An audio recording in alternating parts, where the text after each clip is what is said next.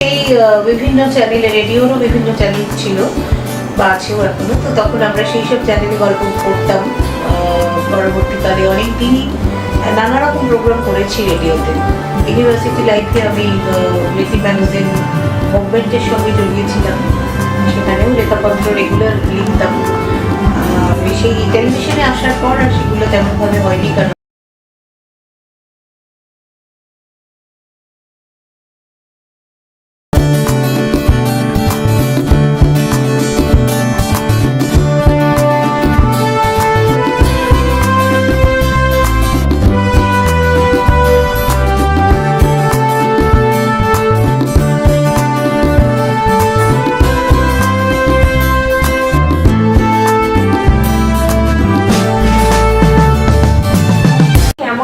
Interview নিতে, যিনি বিখ্যাত লেখিকা, কলেজের অধ্যাপিকা, বিভিন্ন মেগা সিরিয়ালের জন্মদাত্রী এবং ম্যাজিক মোমেন্টস মতো প্রতিষ্ঠানের প্রতিষ্ঠা করেছেন। একজন মহিলা হয়ে, আমাদের মতো দেশে মহিলা হয়ে যে উচ্চতায় উনি ম্যাজিক মোমেন্টসকে নিয়ে গেছেন, ওনার সিনেমা থেকে বিভিন্ন মেগা সিরিয়াল, জনপ্রিয় মেগা সিরিয়াল আছে।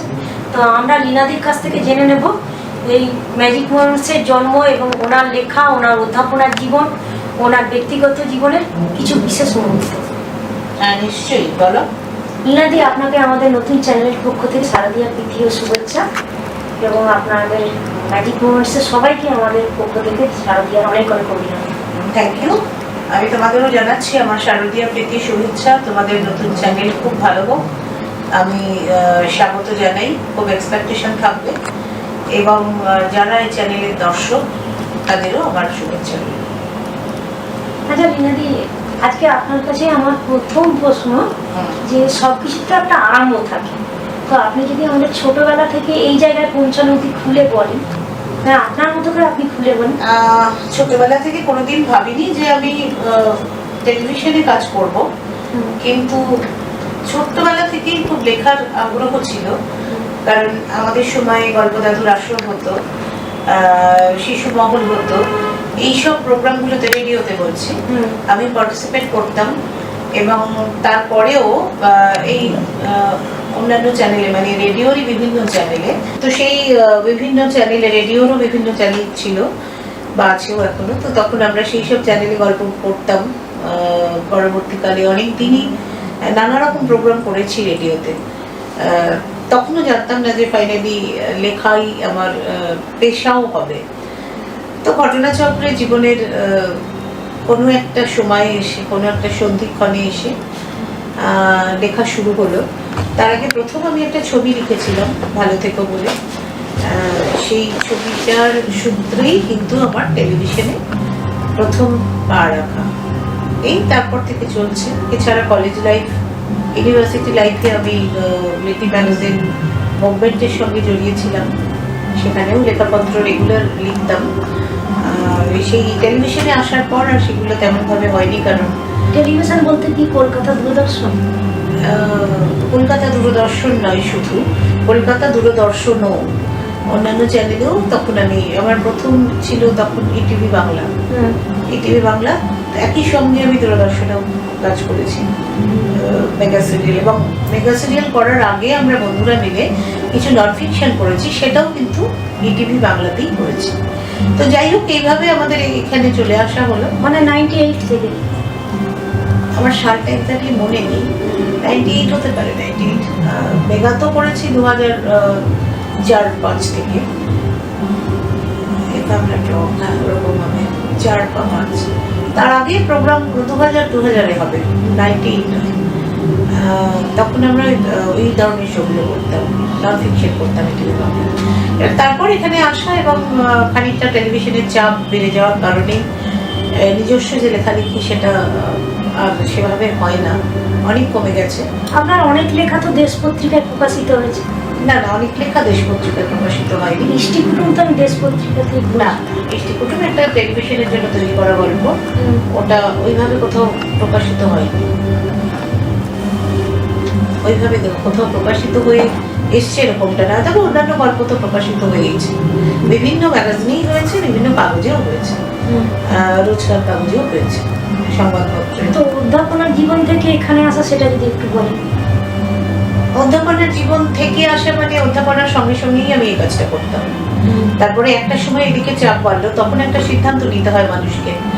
কখনো দু নৌকায় পা দিয়ে তো চলা যায় না। আমারও ভীষণ একটা অপরাধ বোধ কাজ করতো যে আমি হয়তো আরেকটু সময় দেওয়া দরকার কলেজকে, রেগুলার একাডেমিক্সের মধ্যে থাকা দরকার, লেখাপড়া করা দরকার। সেটা সেভাবে হচ্ছিল না। আবার এদিকেও আমি পুরো সময়টা দিতে পারছিলাম না। তখন সিদ্ধান্ত নিলাম যে কোনো একটা পথ বাঁচতে হবে। এবং পাল্লা এদিকে ভারী ছিল, কারণ যারা আমার সঙ্গে কাজ করতেন তারা সবাই চেয়েছিলেন, এই যে আরেকজন ফাউন্ডার আমাদের যিনি শৈবাল ব্যানার্জি, তিনিও চেয়েছিলেন, বা আরও সবাই চেয়েছিলেন যে আমি টেলিভিশনে এসেই কাজ করি। যার পরে কলেজকে বিদায় জানাতে হলো এবং ফাইনালি তো এখন আপনারা জানেন টেলিভিশনেই আছি।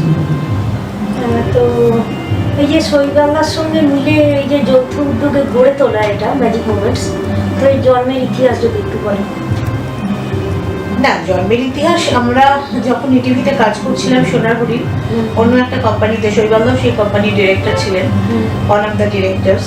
আমি জাস্ট লিখতেই গেছিলাম।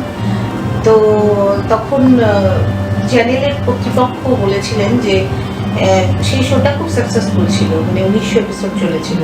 আমার জীবনের প্রথম লেখা আর কি ওটা, টেলিভিশনের জন্য সোনারপুরি 450 থেকে 1900 অব্দি আমি করেছিলাম। তো তখন ওর চ্যানেল কর্তৃপক্ষই বলেছিলেন পরের শোটা এদের দুজনকে আমরা এদের দুজনকে দিয়ে করাতে চাই। তো তার জন্য তখন সেই কারণেই একটা কোম্পানি ফর্ম করতে হলো এবং ফাইনালি সেদিন থেকে আজ অব্দি আমরা একসঙ্গেই কাজ করছি। সেটা সাল, সেটা সাল সালগুলো না আমার খুব একটা মনে থাকে না, তবু 12 বছর, 12 কি 14 বছর এরকম হবে। তো এই ম্যাজিক মোমেন্টস এর প্রথম মেগা সিরিয়াল, ম্যাজিক মোমেন্টস এর প্রথম মেগা সিরিয়াল হলো বিন্নি ধানের খই, যেটাও খুব হিট ছিল, ইটিভিতেই হতো। তারপরে গ্র্যাজুয়ালি তো অনেক শো এসছে, ইষ্টি কুটুমকে একাতা নৌকো, জলনৌকো, চোখের তারা তুই, কুসুমদোলা। কুসুমদোলা তো অনেক পরে, মানে 16 সালে বোধ হয়। তো এই আর কি, তারপরে এখন থেকে অদ্যাবধি 29টা সিরিয়াল লেখা হয়ে গেছে সম্ভবত বাংলাতে। মানে বাংলা ছাড়াও কি অন্য ভাষা? তো হ্যাঁ হ্যাঁ, বাংলা ছাড়া হিন্দিতে প্রচুর কাজ করেছি, করছিও। হিন্দিতে আমার গল্প নিয়েও প্রচুর কাজ হচ্ছে। সে সম্পর্কে যদি একটু বলেন। সে সম্পর্কে বলার মানে ওখানকার যে চ্যানেলগুলো, কালার্সে করেছি একটা হিন্দি শো, ওটা আমার গল্প নিয়েই হয়েছে। আচ্ছা, স্টারে অন্তত পক্ষে 5টা কাজ চলছে, 5টার মধ্যে একটা অফেয়ার হয়েছে, 4টে হিন্দি কাজ চলছে এখনো, যেটা আমার গল্প নিয়ে। এবং বাকি তো অন্যান্য রিজিওনাল চ্যানেল, বেশিরভাগ চ্যানেলেই কাজ চলছে। তো এই আর কি, সব মিলিয়ে অনেকগুলো শো। এই তো হিন্দিগুলো কি শুধু আপনার মানে গল্পই যায় না, আমার সৃজনশীল কনসালটেন্সি থাকে, কোনোটা জয়েন্ট প্রোডাকশন হয়, কোনো ওখানকার কারোর সঙ্গে আমরা পার্টনারশিপ করেছি, যেমন কবি কবি ইত্তেফাকসে ওইটা ওইভাবে করা, কোনোটা আবার ইন্ডিপেন্ডেন্টলি করা, কোনোটা আবার শুধু কনসালটেন্সি করা আমার গল্প যেহেতু।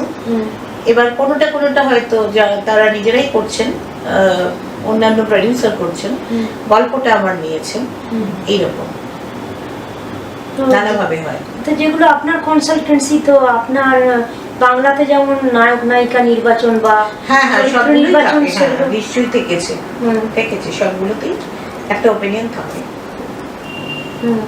যদি আমি যেহেতু আমি বম্বে ওয়ার্ল্ড অতটা জানি না টেলিভিশনে, সেহেতু অনেক ক্ষেত্রেই আমরা যারা অনেক ভেটারান অনেকদিন ধরে কাজ করছেন মুম্বাইতে, তাদের এবং চ্যানেল কর্তৃপক্ষ, তাদের কথাও মেনে নিই। কারণ সত্যি বাংলায় হলে যে কমান্ড আমার থাকবে, ওখানে তো আমার ওই আইডিয়াটা নেই, আমি তো গিয়ে কাজ করতে পারিনি। তাই আমাকে কারোর উপরে নির্ভরশীল হতে বা ট্রাস্ট রাখতে হবে, এবং ট্রাস্ট রেখে আমরা ঠকিনি কোথাও। আর সিমই তো আপনার এখন মানে ইষ্টি কুটুম তো ভীষণ জনপ্রিয় ছিল, তারপরে জনপ্রিয় বলতে হবে সিমই তো মানে না, যুগকে বিয়ে বাড়িতে জনপ্রিয় অনেক সিরিয়ালই হয়েছে পরপর পরপর, তো সেটা কথা না। সে তো জলনুপুরও টানা 16 সপ্তাহ বোধহয় বেঙ্গল টপার ছিল, এবং ওই নাম্বারটাকেও রিচ করতে পারেনি, 12 থেকে 14-র মধ্যে ঘোরাফেরা করতো। তো সেটা নয়, অনেক শো হিট হয়েছে, কুসুমদোলা খুব হিট শো। আচ্ছা, তো হ্যাঁ বলতে পারেন এই সময়ে, এই পিরিয়ডে, সাম্প্রতিক সময় দাঁড়িয়ে শ্রীময়ী একটা ল্যান্ডমার্ক। তো হ্যাঁ, মানে কি আপনার প্রশ্নটা বলুন? না, আমাদের যেটা মনে হয়েছে যে একটা অনেক পুরনো কথা কিন্তু সত্যি ঘটনা আর কি। গিরিশ ঘোষের একটা নীলকর সাহেবদের উপর লেখা, মানে গিরিশ ঘোষ অভিনয় করছিলেন নীলদর্পণ নাটকে সম্ভবত, তো বিদ্যাসাগর দর্শক ছিলেন। তো এমন অভিনয় করেছিলেন যে চটি ছুড়ে, যেটা সবাই জেনেছিল। তো জুনগুও যেটা আনন্দবাজারে বেরিয়েছিল, মানে ওনাকে বিয়ে বাড়িতে সত্যিকারের ভিলেন মনে করে তাড়া করেছিল। তো সেখানে আপনার গর্ব হয় না, মানে আপনার শিষ্ট চরিত্র, মানে গর্ব অহংকারের কিছু ব্যাপার নেই। একটা কাজ করি, একটা কাজ ক্লিক করেছে, কোনো কাজ নাও করতে পারে, সেটাও মাথায় রাখতে হয়। সুতরাং কোনো একটা শো দারুণ হিট হয়েছে বলে একেবারে ডানা গজায় না। আমাদের এখন অনেক বছর কাজ হয়ে গেছে, আর যথেষ্ট পরিণত বয়সও হয়েছে। যারা প্রথম ইন্ডাস্ট্রিতে আসে তাদের হয়তো এরকমটা হয়, আমাদেরও হতো, কিন্তু এখন আর ওরকম কিছু হয় না। কোনোটা ভালো হলে ভালো লাগে, ভালো না হলে খারাপ লাগে, দ্যাটস ইট। আচ্ছা ম্যাডাম, আর একটা প্রশ্ন, সেটা হচ্ছে আপনার শোগুলো স্টারে যত বেশি দেখি, জিতে সেভাবে অত দেখি না, একটা কি দুটো। জিতেও অনেক কাজ করেছি, আপনি হয়তো সবগুলো খেয়াল করেননি। হ্যাঁ, অন্দরমহল তার মধ্যে খুব বেশি, আর অনেকগুলি কেয়াপাতার নৌকো একটা ল্যান্ডমার্ক শো ছিল। আচ্ছা, তারপরে অন্দরমহল, এই ছেলেটা বেলবেলেটা, এরকম অনেকগুলো শো আছে যেটা জিতে করেছি। কিন্তু ইদানিং আমরা যেহেতু অনেকগুলো কাজ স্টারে করতে হয়, স্টারে বা হিন্দিতেও কাজ করতে হচ্ছে অনেক, আমরা আর অন্য কোথাও কনসেন্ট্রেট করতে পারছি না। সেই জন্য ফর দ্য টাইম নেই, হয়তো স্টারে দেখছেন, এমন নয় যে জিতে কাজ করবো না বা অফার নেই। আবার অন্য চ্যানেলে, অন্য সব চ্যানেলেই অফার আছে, সব চ্যানেলেই কাজ করতে পারি। কারোর সঙ্গে কোনো মানে ব্যক্তিগত সম্পর্ক সকলের সঙ্গে খুব ভালো, এবং আমি কাজ করলে, করতে চাইলে তারা খুশি হবেন, তারা আমাকে কাজ করতে বললে আমিও খুব খুশি হব, এবং তাদের দিক থেকেও অফার আছে, আমার দিক থেকেও কমিটমেন্ট আছে, আমি করবো কাজ। এই মুহূর্তে পারছি না, কিন্তু নিশ্চয়ই পরে করবো। আচ্ছা ম্যাডাম, এবার আপনার ব্যক্তিগত জীবন সম্বন্ধে একটু বলুন, আর তার সঙ্গে ব্যালেন্স রাখেন কি করে, মানে এত কাজের চাপ। ব্যক্তিগত জীবন সম্পর্কে কি বলার কিছু নেই, সবারই যেমন ব্যক্তিগত জীবন থাকে, আমারও আছে। ছোট থেকে বড় হয়ে ওঠা, ছোট থেকে বড় হয়ে ওঠা, ভাই বোন, স্বামী, ছেলে, মেয়ে, এই সম্পর্কে। বাবা মা, বাবার চাকরি সূত্রে দূরে থাকতেন, আমি বাবা মার কাছে থেকে বড় হই। আমি থেকেছি আমাদের যৌথ পরিবার, দাদু ঠাকুমা কাকু বেশি এদের কাছে, কাকিমা। তো ছুটিতে পুজোতে মা আসতেন, এবং এই ষষ্ঠীর দিনটা বিশেষ করে আমার কাছে উল্লেখযোগ্য, যে পুজোর যে একটা আবহ তৈরি হতো সেই সময় ষষ্ঠীর দিনে আমার, মানে দুর্গা যেমন আসতেন, আমার মাও তেমন আসতেন বাড়িতে, মানে প্রবাস থেকে বাড়িতে আসতেন। তো সেইটা আমার কাছে খুব একটা রিমার্কেবল ঘটনা। এখন আমার মা নেই, অনেক বছর আগেই উনি চলে গেছেন, কিন্তু পুজো এলে আমার ওই ষষ্ঠীর দিনটা বিশেষ করে এটা মনে পড়ে। আর আমার মা খুব ভালো সেলাই করতে পারতেন বলে আমাদের ছোটবেলাতে আমরা কখনো, খুব রেয়ার কেনা জামা পরেছি, বাইরে যারা দিতেন, বাড়ি থেকে কেনা জামা পরিনি, কারণ মা ভীষণ মানে ডিজাইনার জামা বানিয়ে দিতেন।